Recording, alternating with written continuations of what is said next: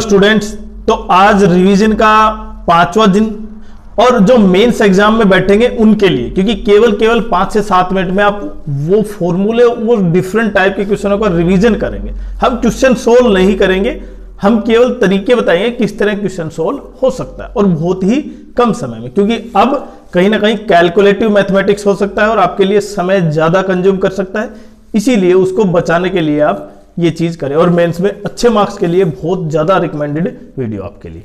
देखिए, सबसे पहले अगर क्यूबॉइड दे रखा है तो वॉल्यूम तो आपको निकालनी आती है, लेकिन अगर पहला पार्ट, अगर यहां पर 3 जो एडजेसेंट साइडें हैं ना, फेस है, उनका एरिया दे रखा है। मानो जो फेस ये है, इसका एरिया ए स्क्वायर, दूसरा है उसका एरिया हो गया बी स्क्वायर और तीसरा है उसका सी स्क्वायर। तो मेरे को इसकी वॉल्यूम कैसे निकालनी होगी, तो आपको वॉल्यूम का फॉर्मूला कैसे निकालना होगा, A square into B square into C square.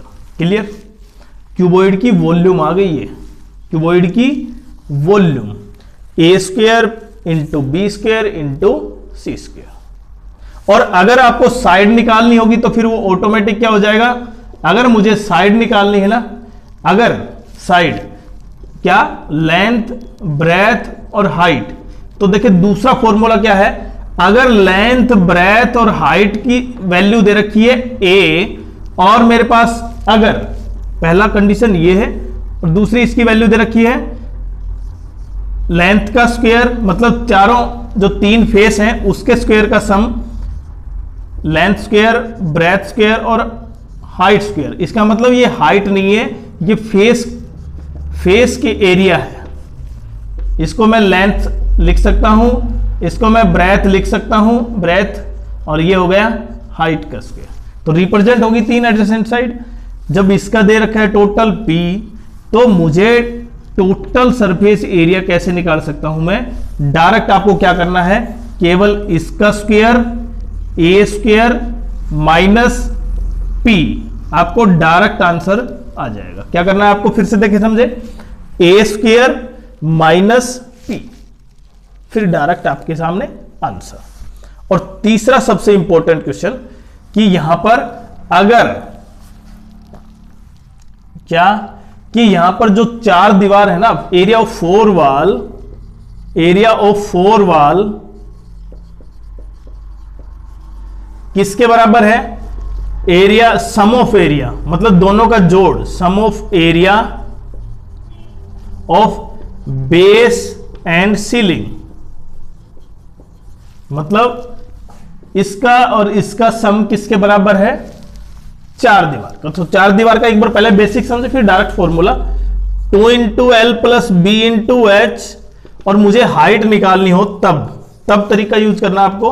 और ये क्या होगा, 2 इंटू एल इंटू बी, तो आपके लिए डायरेक्ट हो गया।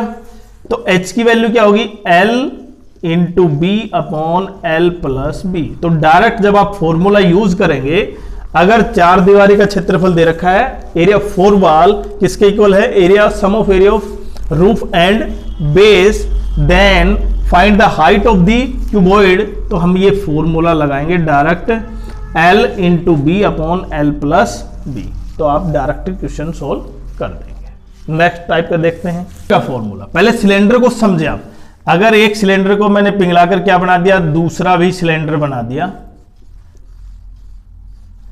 तो मुझे R निकालनी है, तो कोई दिक्कत नहीं है, आप इसकी वैल्यू निकालेंगे, pi R square H equal to pi इसकी R1 स्क्वायर इंटू H1।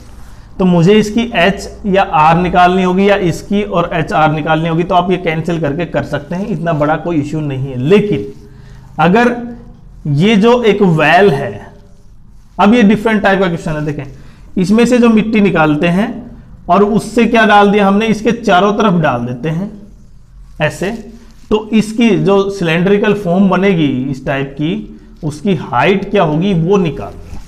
और उसके लिए आपको क्या करना होगा, पूरा क्वेश्चन सोल्व करने की जरूरत नहीं, आप इसको सोल्व करेंगे, क्योंकि मुझे इसकी हाइट निकालनी है ना।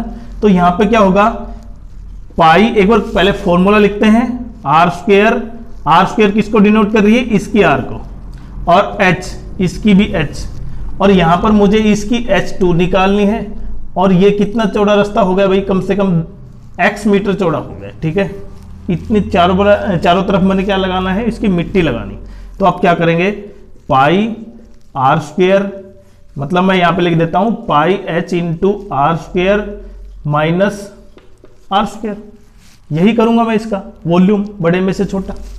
अब आपने क्या करना है, पाई से पाई कैंसिल, इसका मतलब क्या हो गया, इन दोनों की वैल्यू तो है मेरे पास, तो मैं क्या करूं, मुझे केवल ये रखना होगा जो पिघलाया था, मतलब जिसमें से मिट्टी निकाली थी, आपको यह याद रखना है R1 का square into H upon R square minus small R square. अब ये आर स्क्वायर कौन सी होगी, जो कैपिटल आर है, मतलब मैं इसको 2 लिख देता हूं और इसको R1 लिख देता हूं, R2 का स्क्वायर माइनस R1 का स्क्वायर। तो ये रहा आपके पास हाइट निकालने का डायरेक्ट तरीका।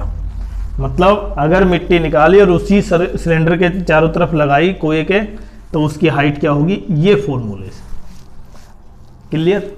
जैसे इसकी रेडियस है मानो 5 सेंटीमीटर, हाइट 10 सेंटीमीटर और ये 2 सेंटीमीटर चौड़ा है रास्ता, तो आप क्या करेंगे, 5 into 5 into 10 divide by 5 plus 2 7 minus 5 का स्क्वायर, ये रहा मेरा आंसर। क्लियर। तो आपको सेकंड के बेसिस पे क्वेश्चन सोल्व करना पड़ेगा। नेक्स्ट देखते हैं, हम सेक्टर पे आते हैं। जैसे अगर किसी सर्कल का 40% पार्ट मैंने हटा दिया या 30% पार्ट मैंने हटा दिया या 60% पार्ट मैंने हटा दिया और फिर उससे मैंने क्या बना दिया, एक कोन बना दिया, क्या बना दिया, कोन, तब मुझे निकालनी है इसकी हाइट या रेडियस। ठीक है, मुझे निकालनी है इसकी रेडियस, सिंपल से समझे आप, और यह हाइट। तो क्या करेंगे, सबसे पहले 40% हटाया तो इसका मतलब सर्कल का कितना बचा, 60%, मतलब पाई आर स्क्वायर इंटू 60, और वो किसके बराबर होगा, जो मैंने हटाया वो किसके बराबर होगा, इसका कर्व सरफेस एरिया, मतलब पाई आर एल, सर्कल का मतलब उसका कोन का। हटाने के बाद कोन बनाया मैंने, वो क्या है, उस कर्व सरफेस एरिया का फॉर्मूला, किसका, कोन का। तो मुझे कोन की क्या निकालनी है भाई, देखें, रेडियस निकालनी है। क्या निकालनी मुझे, रेडियस। पाई से पाई तो कैंसिल हुआ, आर से आर कैंसिल हुआ, नहीं होगा क्योंकि ये आर दूसरी है, ये यहां पर ये रिप्रेजेंट थी अभी, और वो स्लैंट हाइट हो गई। आपको ध्यान से समझना है, यहां पर जो आर थी वो अब कोन में क्या होगी, स्लैंट हाइट हो गई। मतलब मैं इसको डायरेक्टली क्या लिख सकता हूं, ये आर और मुझे ये आर निकालनी है। ठीक है, क्लियर।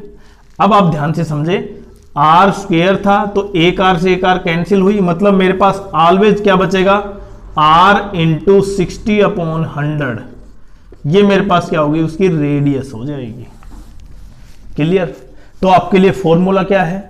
अब इसी क्वेश्चन को दोबारा दूसरे तरीके से क्या पूछ सकता है कि अगर इसका सेक्टर का एंगल है 60 डिग्री, उसको हटा दिया हमने, अब इससे जो कोण बनाया उसका जो रेडियस है वो निकालना है। तो क्या करेंगे आप, तब भी फॉर्मूला वही, 60 है, एंगल कितना है 360 का 60, देखें यहां पर कितना हो गया 1/6, मतलब मेरे पास वैल्यू कितनी बची 5/6 बची ना। तो pi R square into 5/6 equal to pi R, L की वैल्यू कितनी होगी, क्योंकि मुझे तो उस कोण की रेडियस चाहिए ना, और आर की वैल्यू इक्वल टू एल।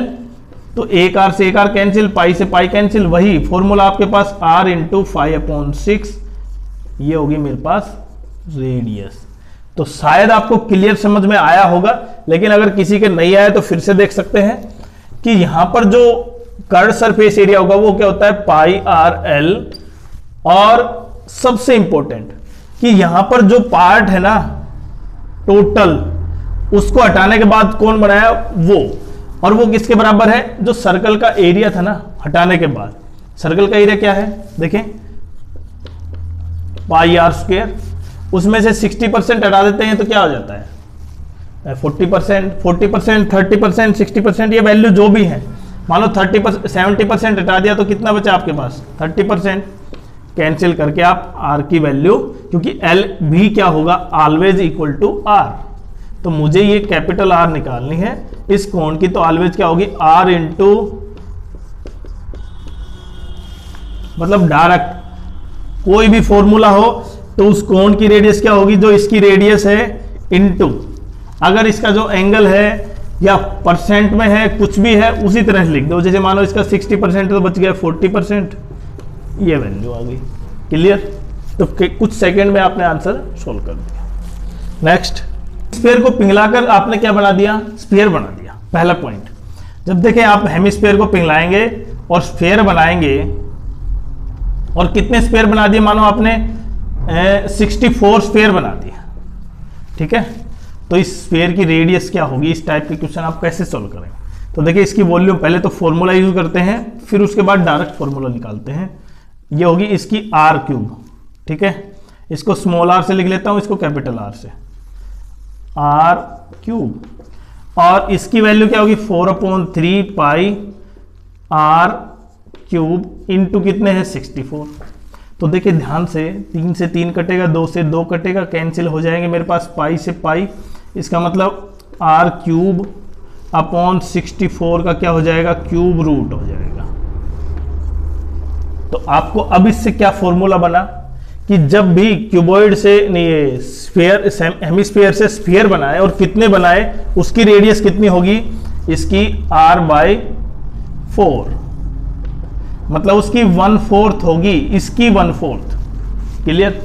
तो इसी तरह यहां पर संख्या बदलती जाएगी, तो आपको क्या करना है, केवल यहां पे मल्टीप्लाई, अगर मैं 128 लिख देता हूं तो यहां पे 128, यहां पर कुछ भी लिखे तब भी वही रहेगा। समझ में आ रहा है आपका? तो बिल्कुल उस तरीके से क्वेश्चन सोल्व करना है कि सेकंड के हिसाब से आपको ये मिल जाए।